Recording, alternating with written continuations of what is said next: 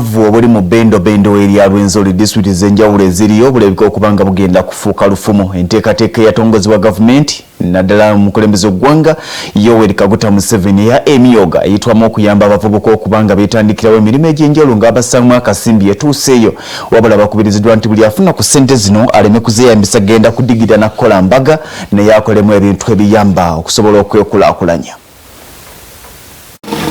Omulangira wa Rwenzori ate nga ye minisita omubeezi w'ebyokwerinda n'ensonga z'abaazirwanako Christopher Kibanzanga mwennyamivu olw'obwavu obutawaanya abantu mu kitundu kye kyokka nga ekirime kya kkooko gye kisibuka.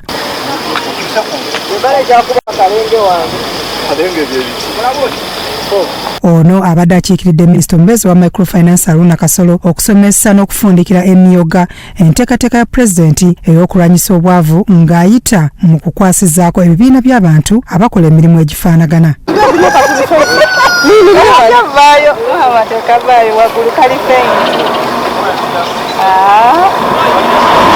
Abantu okulya ssente za kkooko ng'abavubi, minisita Kibanzanga agamba obuzibu kwe buvudde. Money from cocoa, money from the coffee, money from our cassava, money from our beans, and the other things that we do. As you may be aware, we are a border district. So we have a lot of trade with Congo, and therefore there's a lot of money. The biggest challenge has been how do we organize our wealth so that we create jobs, so that we create more wealth. That has been the challenge.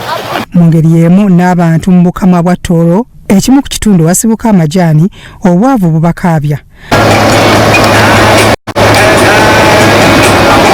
Abatuuze n'abakulembeze nabo balina bye boogedde bivaako obuzibu bw'obwavu. Amajaani ne mazima amajaani garuga kun abakugobora amajaani rundi abakubenefitinga amajaani nubo abakugira amajaani at a bigger scale nkaba mukwano na kampuni ezindi ezirumu nka Macloads, Russells baitu bano abomwo mwakyalo mu challenge mukyali mu ebizibu bitonotono kutunga ka sente kyonka tulemu na bucheke abwa wakwebekera saving. The saving culture is still very poor.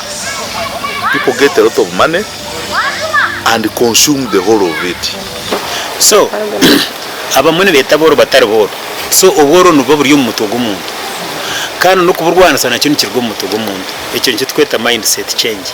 Alfred Ejanu akulira ebyokuwola ssente microfinance asinziddeyo n'ategeeza nti okwetanira okutereka kyekinyusi ky'emyoga nga kyekyokka ekiyinza okubayamba. Kati abakukuwawane bundi bujo mbasaba nti newankubadde tebali mu butereevu waliwo groups eziriwo, waliwo n'enteekateeka za gavumenti eriwo, waliwo ne financial institutions, waliwo ne SACCOs eziriwo.